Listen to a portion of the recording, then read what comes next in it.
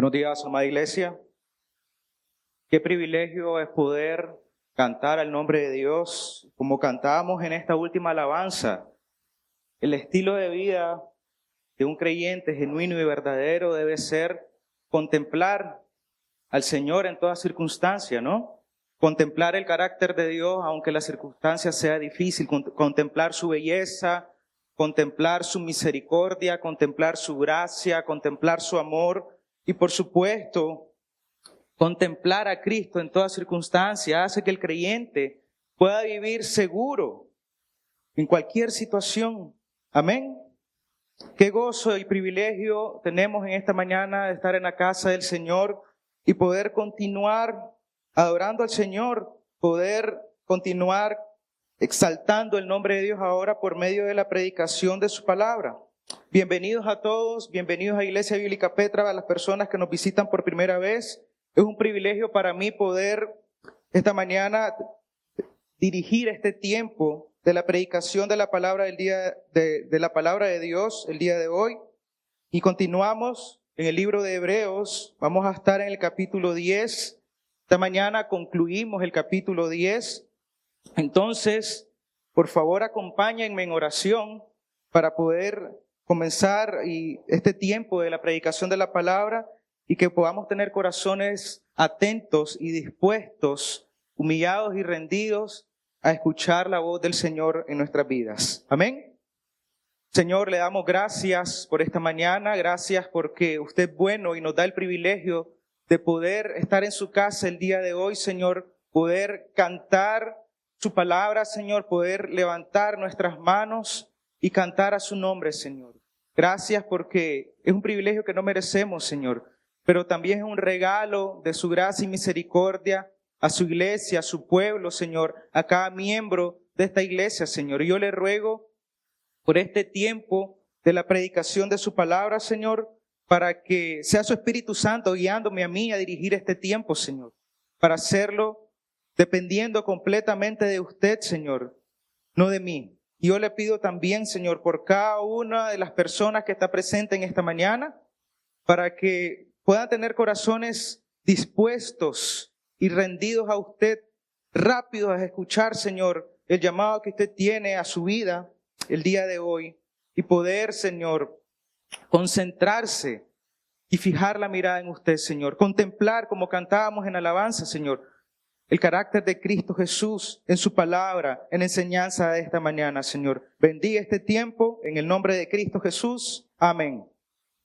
Amén. Hoy vamos a estar en los textos de Hebreos 10, versículos del 26 hasta el 39. Como les mencioné, el día de hoy terminamos el capítulo número 10 del libro de Hebreos. Entonces, dice la palabra de Dios, porque si continuamos pecando deliberadamente, después de haber recibido el conocimiento de la verdad, ya no queda, dice el autor de Hebreos, sacrificio alguno por los pecados, sino cierta horrenda expectación de juicio y la furia de un fuego que ha de consumir a los adversarios. Cualquiera que viola la ley de Moisés muere sin misericordia por el testimonio de 2 o 3 testigos. ¿Cuánto mayor castigo piensan ustedes que merecerá el que haya pisoteado bajo sus pies al Hijo de Dios y ha tenido por inmunda la sangre del pacto por la cual fue santificado y ha ultrajado al Espíritu de gracia? Versículo 30. Pues conocemos a aquel que dijo, mía es la venganza, yo pagaré. Y otra vez el Señor juzgará a su pueblo. Horrenda cosa es caer en la mano del Dios vivo. Continúa el autor hablando y dice, pero recuerden los días pasados, cuando después de haber sido iluminados, ustedes soportaron una gran lucha de padecimientos. Por una parte, siendo hechos un espectáculo público, en oprobios y aflicciones, y por otra, siendo compañeros de los que eran tratados así, porque tuvieron compasión de los prisioneros y aceptaron con gozo el despojo de sus bienes, sabiendo que tienen para ustedes mismos una mejor y más duradera posesión. Por tanto, no desechen su confianza, la cual tiene gran recompensa, porque ustedes tienen necesidad de paciencia, para que cuando hayan hecho la voluntad de Dios, obtengan la promesa. Porque dentro de muy poco tiempo, el que ha de venir vendrá y no tardará. Mas mi justo vivirá por la fe, y si retrocede, mi alma no se complacerá en él. Pero nosotros, dice el autor, no somos de los que retroceden para perdición, sino de los que tienen fe para la preservación del alma. Amén. Amén, hermanos. Y este capítulo 10 marca el final del argumento del autor iniciado en capítulos anteriores y hace una transición a aplicaciones más prácticas para la vida del creyente. Por supuesto, este argumento que se nos ha venido enseñando durante todas las predicaciones anteriores y en los capítulos que hemos estudiado es que el sacrificio de Cristo Jesús en la cruz del Calvario y el nuevo pacto en Cristo es superior al antiguo pacto, ¿verdad? Y por supuesto, el autor cuidadosamente va señalando que la intención de Dios de reemplazar estos sacrificios del templo o sacrificios del sacerdocio levítico era señalar o apuntar a un sacrificio superior, a algo mejor, a algo definitivo, a algo perfecto, que es el sacrificio de Cristo Jesús en la cruz del Calvario. Pero la primera mitad del capítulo 10 completa el autor el argumento citando el Salmo 40 y usa este pasaje para mostrarnos la intención del autor, el autor cita este pasaje para mostrar la intención de Dios de que el sacrificio de Cristo era por un solo cuerpo. Y eso, por supuesto, contrasta la idea de los sacrificios continuos y ofreciendo muchos animales.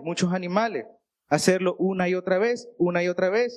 También en este capítulo, al inicio, en la primera mitad, el autor nos recuerda, por supuesto, que de repetir sacrificios y ofrecer sacrificios no era suficiente para el perdón de los pecados. No podía eliminar los pecados de manera definitiva. Estos sacrificios y ofrendas, el único propósito era mostrar para el pueblo judío que eran pecadores, recordarles sus pecados, recordarles la necesidad de arrepentirse. Ese era el propósito de estos sacrificios. Pero estos sacrificios solo señalan a algo mejor, a algo más grande. Ese es todo el argumento que el autor está haciendo en los primeros versículos del capítulo 10, en esta primera mitad. Este sacrificio o estos sacrificios solo eran un símbolo o una sombra, como denominamos a esta serie, de la realidad que iba a venir posterior. Pero este argumento del autor que está concluyendo en estos primeros versículos asegura y fortalece, por supuesto, el hecho de lo que Dios quiere hacer, ¿no? Y es establecer o esclarecer a los creyentes que el sacrificio de Cristo es suficiente. Ya no es necesario que Cristo muera otra vez. Él murió una vez y para siempre. Ya no necesita Cristo morir otra vez y morir otra vez. El sacrificio de Cristo fue definitivo. Una vez ya no hay razón para que Cristo vuelva a morir. Eso es lo que el autor nos está diciendo en su argumento final en este capítulo 10, en la primera mitad. Ahora bien, esta segunda mitad que vamos a estudiar o que venimos estudiando desde las prédicas anteriores, habla, por supuesto, de las aplicaciones prácticas. Como toda esta enseñanza, este conocimiento teológico o el conocimiento de Dios, debemos aplicarlo en nuestra propia vida.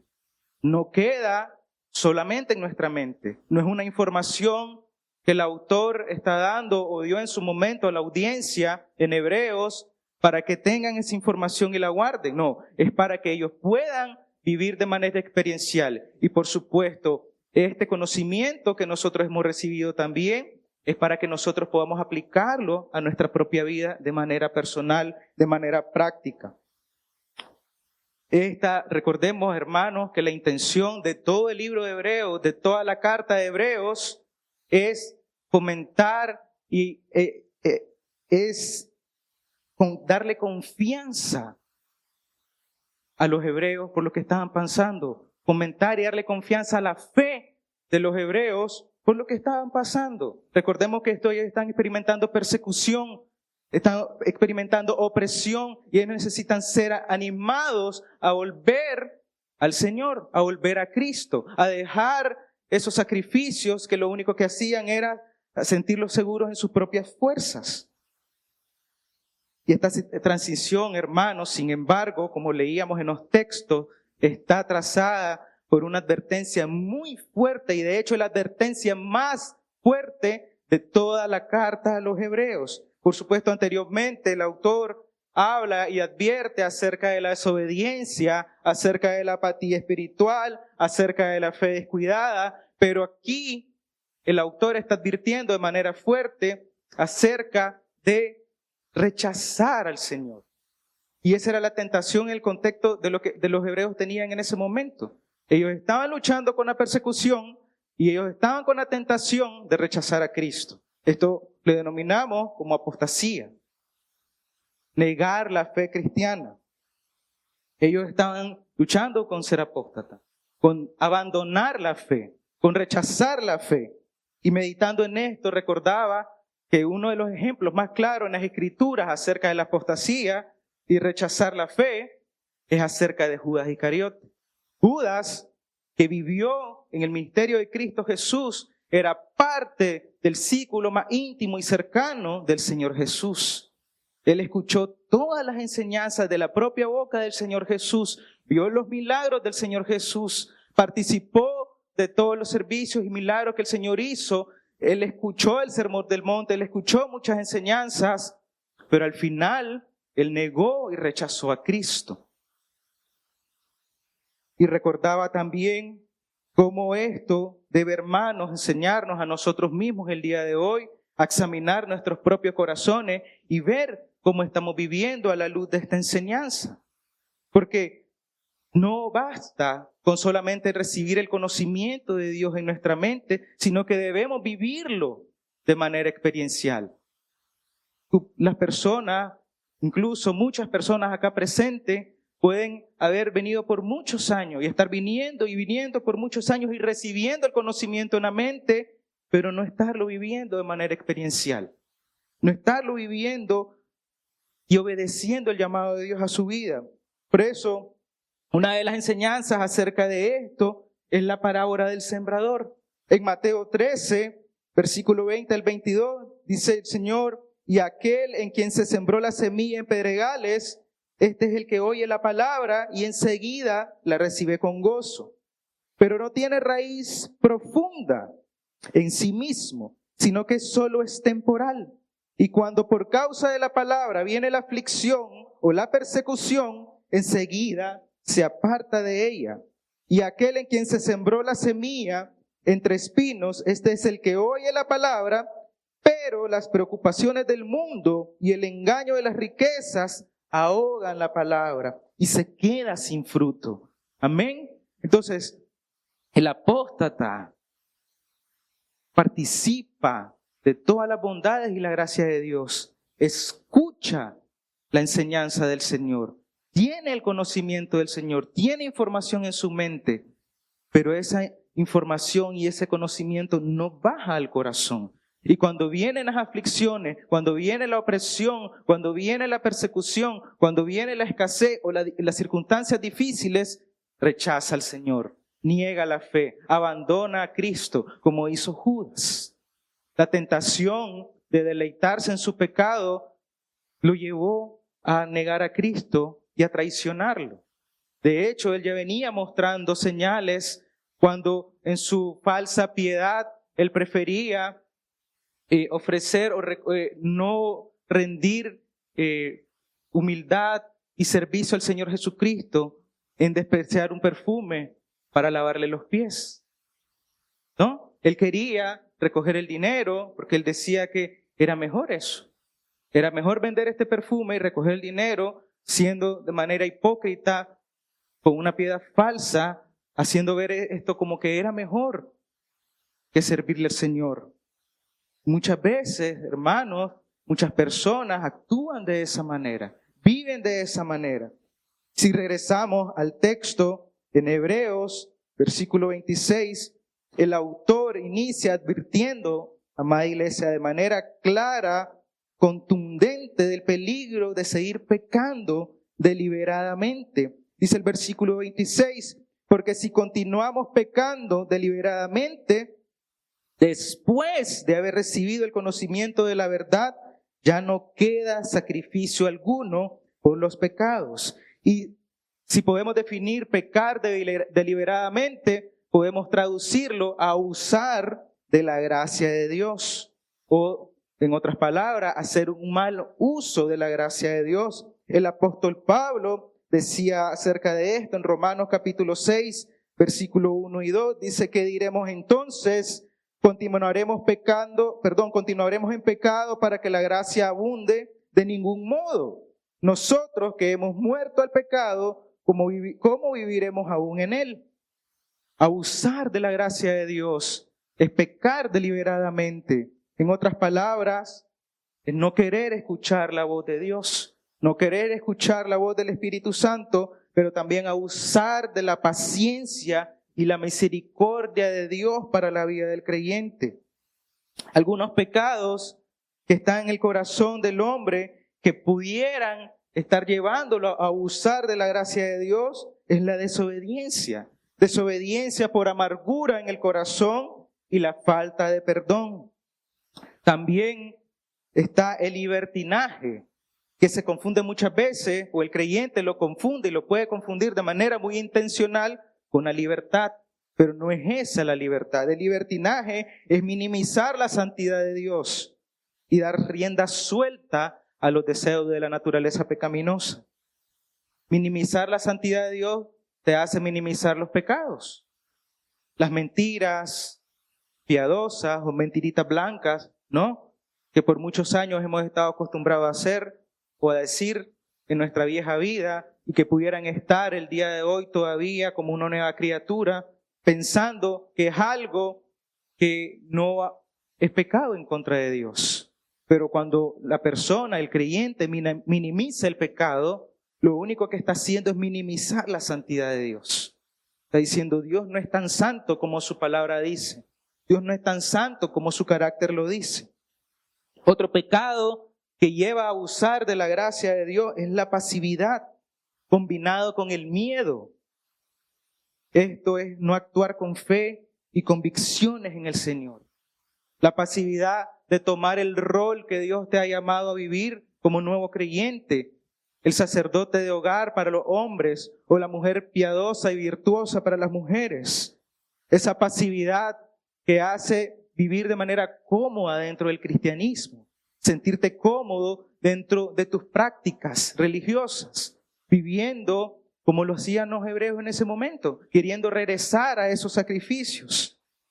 Y el otro pecado que pudiera estar en el corazón, en tu corazón el día de hoy, y que pudieras estar abusando de la gracia de Dios, es la apatía. De no responder al llamado de Dios a tu vida el día de hoy. Esa apatía de pensar, no es a mí, es a la persona que está al lado, quien Dios está llamando a hacer el llamado que tiene para su iglesia. No me corresponde a mí. Y por muchos años y años y años, la persona viene a la iglesia, se congrega a la iglesia, pero nunca se involucra en ella. Nunca está pendiente de las necesidades de la iglesia. Eso es apatía espiritual. Por muchos años ha venido y tal vez nunca ha dado ofrenda, por ejemplo. También, hermanos, el autor en estos capítulos, en estos textos, está mencionando y marcando, por supuesto, una diferencia muy clara entre el creyente que es justificado por el sacrificio de Cristo Jesús en la cruz del Calvario y el creyente que no ha sido justificado por el sacrificio de cruz en la cruz del Calvario. Y ambos, tanto el justificado como el no justificado, van a recibir el juicio de Dios. Van a estar ante la presencia de Dios y van a estar en el juicio del Señor. Hermanos, es necesario meditar en esto el día de hoy. Y todos los días pensar que vamos a estar ante el juicio de Dios, porque Dios es un juez justo y santo que va a traer juicio contra el pecado. Y eso es lo que el autor está enfatizando en estos textos. Y le está recordando a la audiencia en Hebreos: no se olviden, amada iglesia, amados hermanos, que el juicio de Dios viene. Cuidado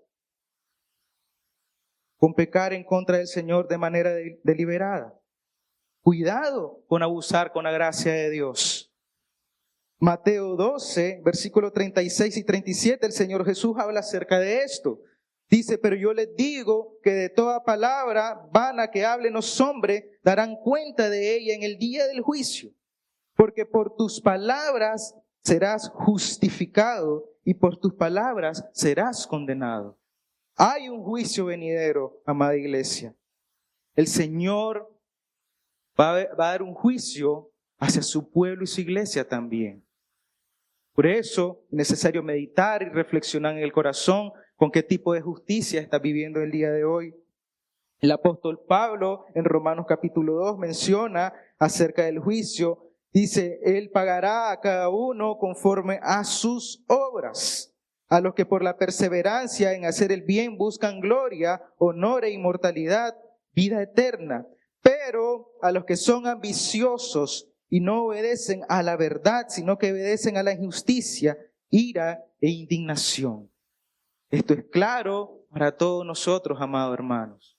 Y era muy claro también para la audiencia en Hebreos en ese momento. El juicio de Dios viene sobre su iglesia, sobre su pueblo. Y va a pecar cada palabra, cada acción, cada pensamiento que tú has tenido a lo largo de tu vida.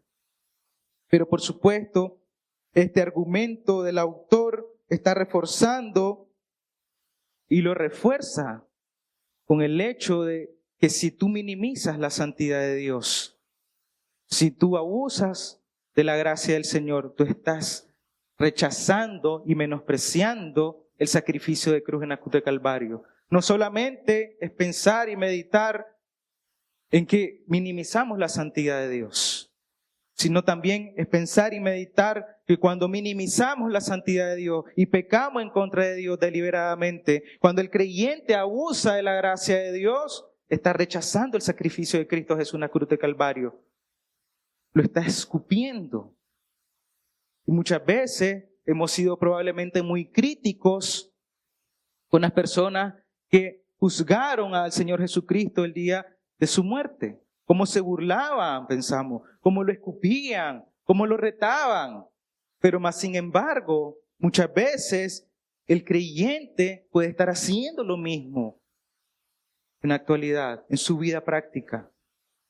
Cuando peca deliberadamente en contra del Señor, Él está menospreciando el sacrificio de cruz en la cruz del Calvario. Porque hermano, iglesia, recordemos, Cristo en la cruz del Calvario cargó con toda la ira de Dios, cargó con todos tus pecados. Él tomó el lugar que tú y yo merecíamos.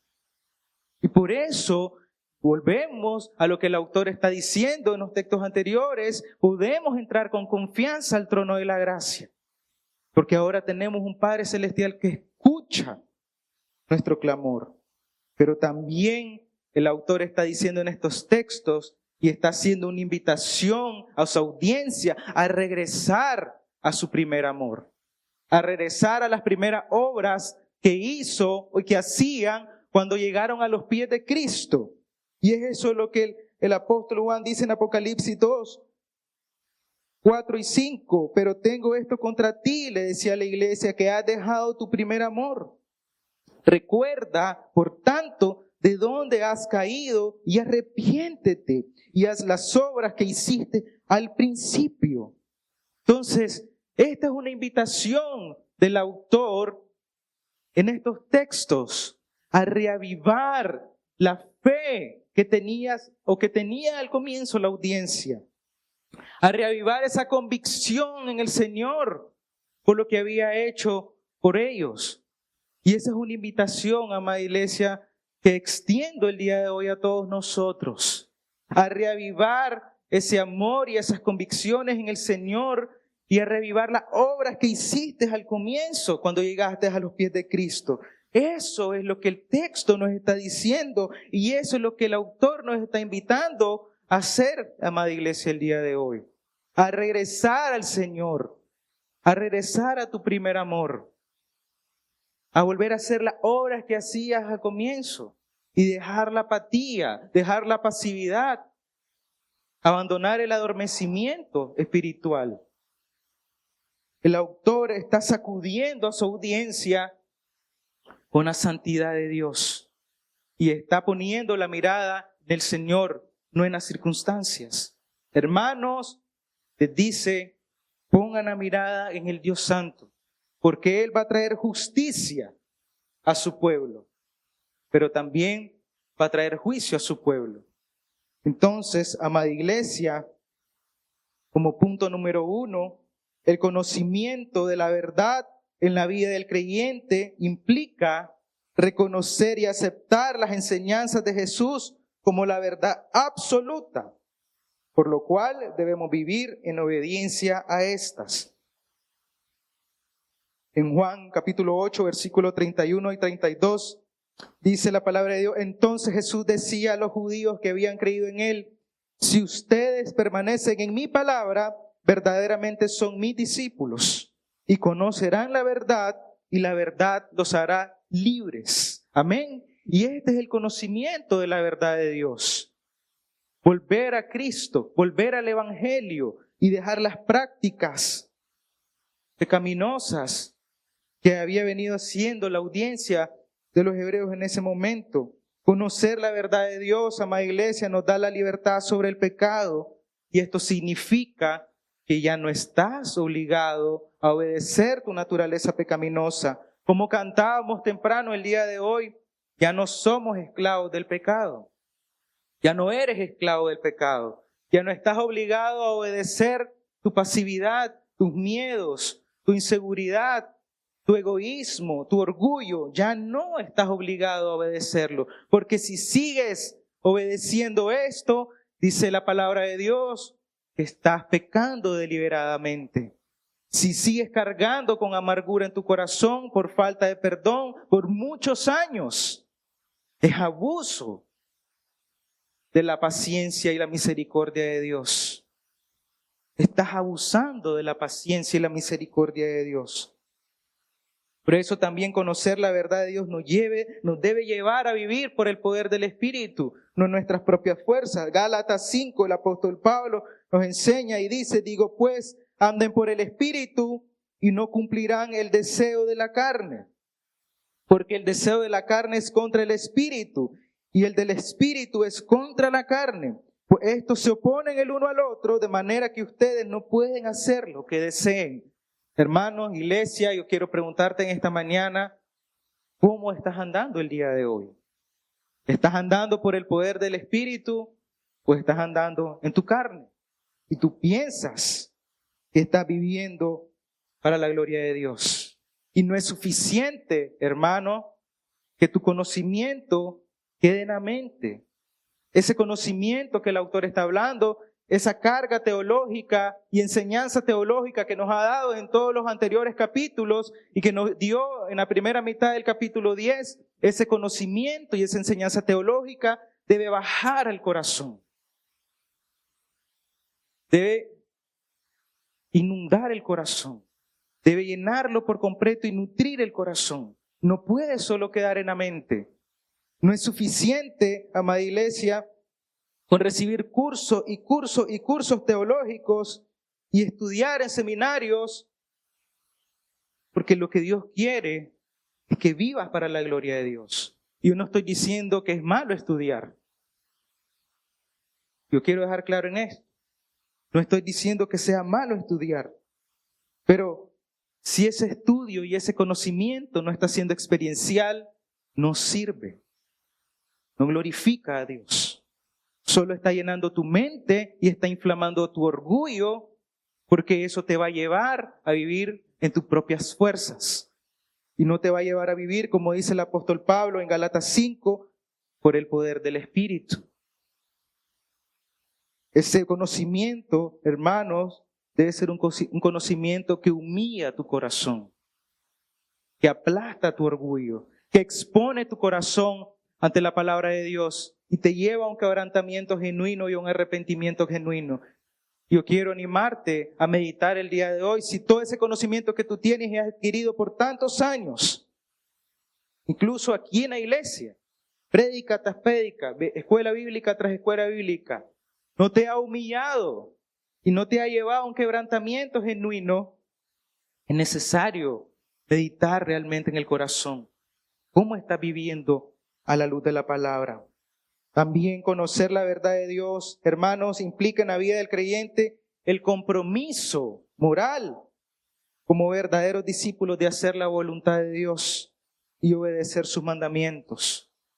Debes obedecer los mandamientos de Dios. Estos no deben ser una carga espiritual para tu vida. Deben ser un deleite vivir bajo la voluntad de Dios. Someterte a la voluntad de Dios. Reconocer la voluntad de Dios en tu vida. Rendirte a la voluntad de Dios.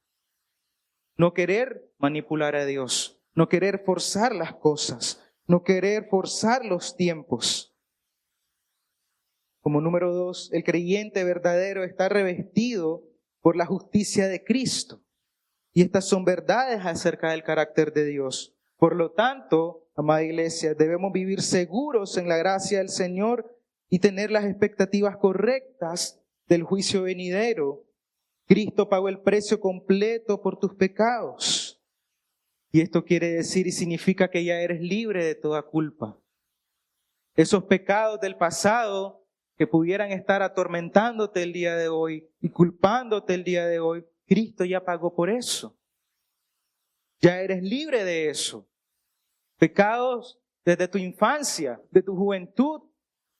Si tú eres un creyente genuino, Cristo ya pagó por esos pecados. Ya no eres culpable de esos pecados. Eres libre. Entonces no escuches la mentira de Satanás que te hace sentir culpable y te acusa de que tú eres culpable de eso. Por eso es necesario tener un correcto entendimiento del Evangelio. Cristo pagó el precio completo en la cruz del Calvario. Eres libre, amada iglesia, de toda culpa. Amén. Por eso, el creyente tiene y considera en alta estima ese sacrificio en la cruz del Calvario. Y esa alta estima, reconocer como lo más valioso en tu vida, debe llevarte, amado hermano, iglesia, a ser radical también con el pecado. A ser firme con el pecado, a no minimizar el pecado, a vivir en santidad. No importa que digan las demás personas. Lo que importa es la gloria de Dios. Y si tú no estás siendo radical con el pecado, déjame decirte que tú estás abusando de la gracia de Dios. Déjame decirte que tú estás pecando deliberadamente en contra del Señor. Como creyente, si tú consideras como lo más precioso en tu vida al Señor Jesucristo y ese sacrificio, tú vas a hacer morir los deseos de la carne. Todos los días.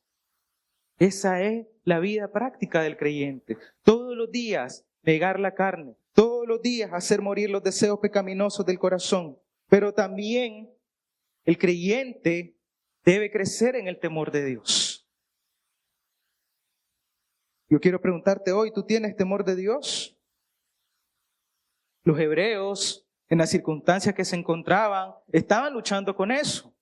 Tenían temor del hombre y no tenían temor de Dios. Tenían persecución, opresión, y por eso querían rechazar al Señor y volver a las prácticas del pacto antiguo. Luchaba en su corazón con temor al hombre. Pero el Señor Jesús en Mateo 10, versículo 28, dice, no teman a los que matan el cuerpo, pero no pueden matar el alma. Más bien teman a aquel que puede hacer perecer tanto el alma como el cuerpo en el infierno. Y eso es lo que está diciendo el autor de los Hebreos. El juicio de Dios se acerca. Necesario y urgente que tú crezcas en el temor de Dios. De manera experiencial para toda tu vida hasta que mueras.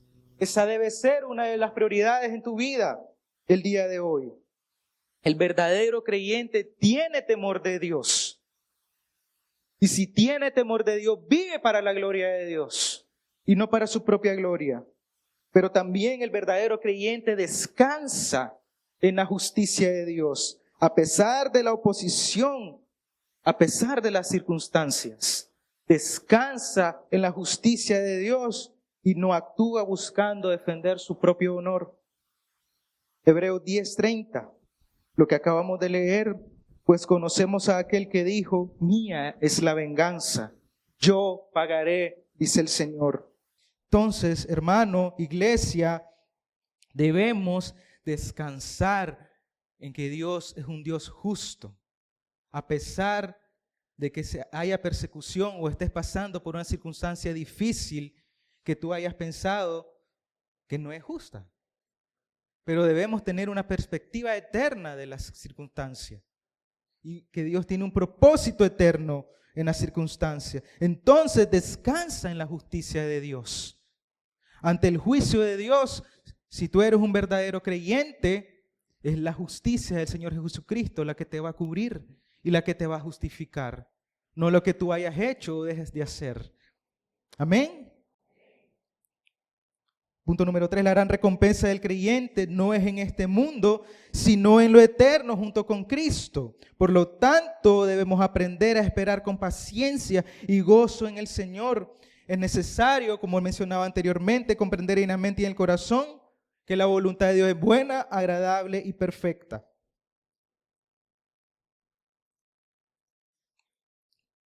Dios tiene un propósito eterno con cada circunstancia en la vida del creyente. Aunque nosotros no podamos verlo, porque nuestra vista es corta, nuestra vista es circunstancial muchas veces, Dios sí tiene un propósito eterno en cada circunstancia de la vida del creyente. Y eso es donde debe descansar nuestro corazón y saber esperar.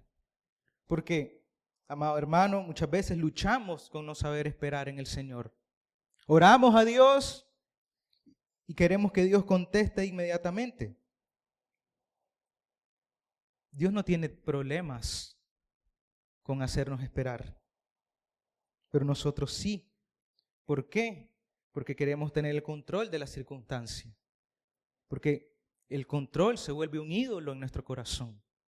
Y cuando no podemos controlar la circunstancia y no podemos controlar la situación, comenzamos a luchar con ansiedad, con impaciencia y pensamos que Dios no escucha nuestro clamor.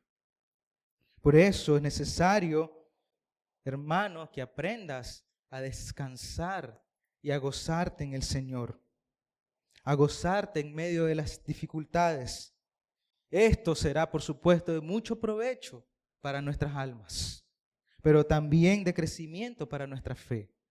El descansar y gozarnos en las circunstancias difíciles hará que podamos deleitarnos en la belleza de Cristo Jesús, que podamos admirar a Cristo en medio de esa circunstancia, que podamos mirar su carácter y fidelidad y misericordia. Porque, hermanos, un corazón engañoso y perverso cuesta ver a Cristo en los momentos de felicidad o prosperidad.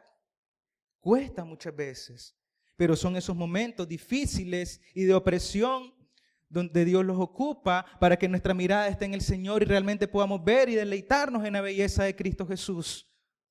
Son esos momentos que deben hacernos gozarnos en Cristo, deleitarnos en el sacrificio de Cristo, deleitarnos en su carácter y su belleza. Son esos momentos de quebrantamiento donde el corazón del creyente es animado, consolado y confortado. Y muchas veces son esos momentos de opresión donde vamos a escuchar la voz de Dios y el consuelo de Dios. En Romanos capítulo 5 dice el apóstol Pablo, y no solo esto, sino que también nos gloriamos en las tribulaciones, sabiendo que la tribulación produce paciencia.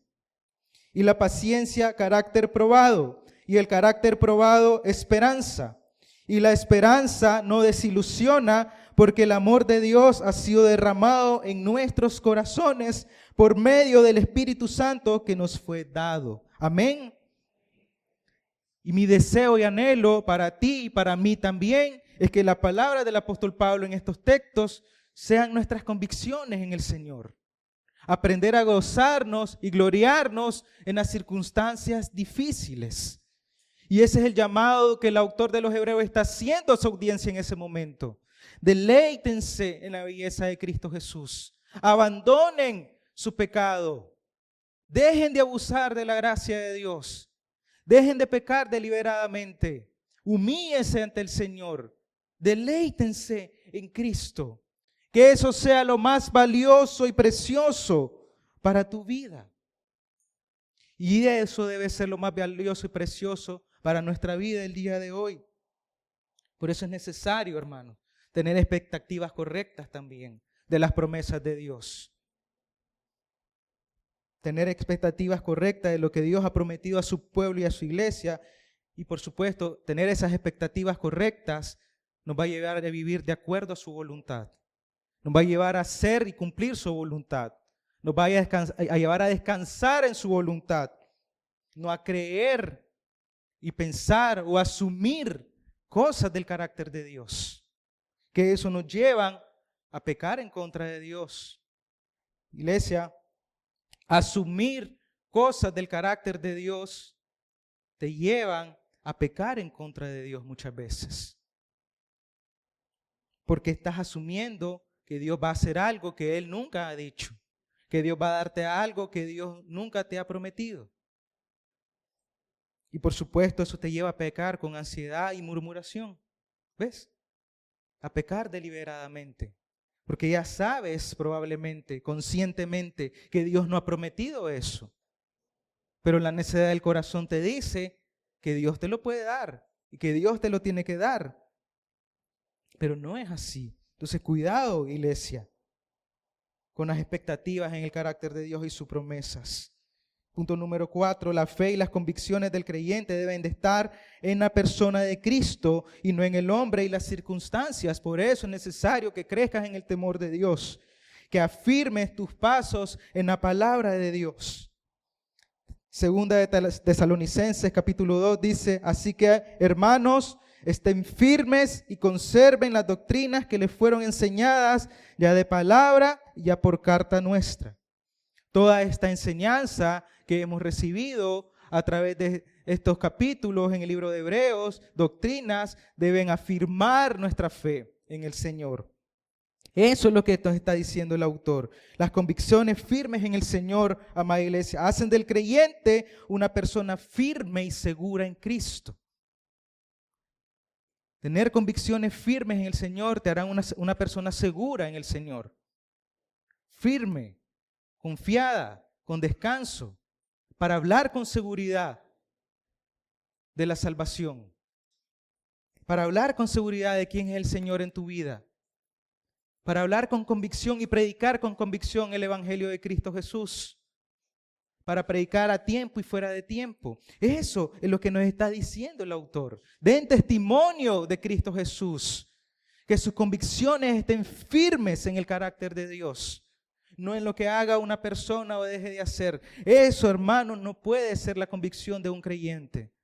Las circunstancias no pueden ser la convicción de un creyente, porque las circunstancias cambian. Las personas cambian, pero tus convicciones en el Señor no pueden cambiar, porque el Señor no cambia. El Señor no miente. Amén. El Señor es el mismo. Ha sido el mismo ayer, es el mismo hoy y será el mismo siempre. Él no cambia, Él cumple sus promesas. Por eso debe haber una seguridad de tu salvación. Yo quiero preguntarte con mucho amor el día de hoy. ¿Tú estás seguro de tu salvación? ¿Estás seguro que eres un hijo de Dios? ¿Estás seguro que eres un creyente? ¿Estás seguro que Dios te tiene en sus manos? Como dijo el Señor Jesús en Juan, nadie puede quitarlos de la mano del Padre. Entonces, si tus convicciones y tu fe están en el carácter del Señor, ahí debe estar tu seguridad. Esa debe ser tu seguridad. Y esto debe llevarte a tener una perspectiva eterna de tu vida como creyente. A poner la mirada en el Señor. El apóstol Pablo decía, yo corro la carrera y pongo la mirada en la meta, en lo eterno. Esa debe ser nuestra perspectiva de vida del creyente. En una perspectiva eterna, no temporal. Por eso todas las circunstancias tienen un propósito eterno, amado hermano. No temporal. Y eso va a llevar a gozarte, a descansar en el Señor, a entender que la voluntad de Dios es buena, es agradable y es perfecta. Hermanos, iglesia, por eso déjame terminar con esto. Es apremiante, hermano, que crezcas en el temor de Dios y que afirmes tus convicciones y tu fe en sus promesas. No vivas para ganar el mundo, sino vive para ganar a Cristo y ser hallado en Él. Probablemente tú estás viviendo el día de hoy para ganar el mundo, con ansiedad y preocupaciones. Y solo los incrédulos, déjame decirte que solo los incrédulos viven de esa manera, preocupados por el día de mañana, preocupados por las circunstancias. Entonces, si tú te has preocupado de manera desmedida en las circunstancias, si tú te has preocupado y te has llenado de ansiedad de manera desmedida en las situaciones, déjame decirte con mucho amor que has actuado como un incrédulo y has rechazado el sacrificio de Cristo Jesús. Por eso es la advertencia severa que el autor está haciendo en estos últimos pasajes del capítulo 10. Dejen de pecar deliberadamente. Dejen de abusar de la gracia de Dios. Arrepiéntanse de sus pecados. Vuelvan al Señor. Vuelvan a su primer amor. Vuelvan a las primeras obras cuando fueron salvos. Recuerden lo que el Señor hizo por ustedes. Es una advertencia severa también del juicio de Dios. Dios no está jugando a ser Dios. Dios es un Dios santo que odia el pecado y que es radical con el pecado. Y esa es la posición de Dios ante el pecado. Va a juzgarlo, va a juzgar a su pueblo. Y en el Antiguo Testamento, con la práctica de la ley de los levíticos, cuando no se cumplía o no descansaban los días de descanso, valga la redundancia, mataban a esa persona. Lo apedreaban. La ley era muy radical en el Antiguo Testamento. Imagínense que si la ley es una sombra solamente del carácter de Dios y era radical con el pecado, imagínense cómo es Dios con el pecado. Y gracias a Dios, hermanos, ya no estamos bajo la ley. Ya no vivimos bajo la ley. Ahora estamos en un nuevo pacto, en el pacto del Señor Jesús, en la obra de Cristo Jesús. Y eso debe dar gozo al corazón del creyente. Eso debe dar contentamiento y alegría al corazón del creyente. Ahora vivimos por la justicia de Cristo y estamos revestidos con la justicia de Cristo y vamos a enfrentar el juicio de Dios con la justicia de Cristo y no con nuestra propia justicia. Amén. El apóstol Pablo, para terminar, en Filipenses capítulo 3, versículo 8, él decía: y hermanos, iglesia, este es mi deseo para mi propio corazón, pero también para el corazón de cada uno de ustedes. Que esta sea la convicción de vida para cada uno de ustedes y para mí también. Y aún más, dice el apóstol Pablo, yo estimo como pérdida todas las cosas en vista del incomparable valor de conocer a Cristo Jesús, mi Señor. Por Él lo he perdido todo y lo considero como basura a fin de ganar a Cristo y ser hallado en Él, no teniendo mi propia justicia derivada de la ley, sino que la que es por la fe en Cristo, la justicia que procede de Dios sobre la base de la fe, y conocerlo a Él, el poder de su resurrección y la participación en sus padecimientos, llegando a ser como Él en su muerte, a fin de llegar a la resurrección de entre los muertos. Amén. Que esa convicción que había en el apóstol Pablo sea la convicción de la iglesia el día de hoy. Que podamos realmente afirmar toda nuestra fe y esperanza en el carácter de Cristo Jesús, a pesar de cualquier circunstancia, a pesar de las circunstancias difíciles, hermanos. Esa debe ser la convicción del creyente en su corazón. Y por eso yo quiero preguntarte para terminar esta parte, ¿qué cosas Dios te está llamando a dejar el día de hoy? ¿Qué cosas Dios te está llamando a abandonar el día de hoy para vivir para la gloria de Dios? ¿Cuántas cosas, hermanos, pueden haber en nuestro corazón que nos están llevando a pecar de manera deliberada en contra de Dios? Y a pesar de que hemos recibido el conocimiento y que tú has recibido el conocimiento y la teología en estas enseñanzas, esa enseñanza no ha bajado al corazón y no ha dado frutos, como dice la palabra de Dios. Ese conocimiento de Dios no puede quedar en la mente, hermanos. Es urgente y apremiante que baje al corazón y que lleve a un quebrantamiento genuino a tu vida, que te lleve a un arrepentimiento genuino a tu vida y que esto te lleve a vivir para la gloria de Dios. Amén. Señor, venimos ante usted en esta tarde, Señor, para darle gracias, Señor, por esta exhortación, este ánimo, Señor, en su palabra que hemos recibido el día de hoy y la advertencia severa que usted nos ha hecho, Señor, a dejar de pecar y abusar de su gracia, a dejar de minimizar los pecados y por ende dejar de minimizar la santidad. Perdónenos si hemos abusado de su gracia, Señor. Perdónenos si hemos minimizado su santidad, Señor. Ayúdenos, Señor, a crecer en el temor de Dios.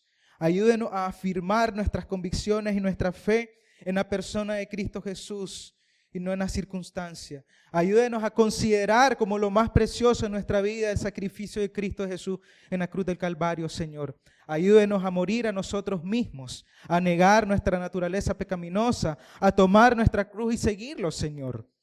Ayúdenos a vivir un evangelio genuino en nuestra propia vida, Señor.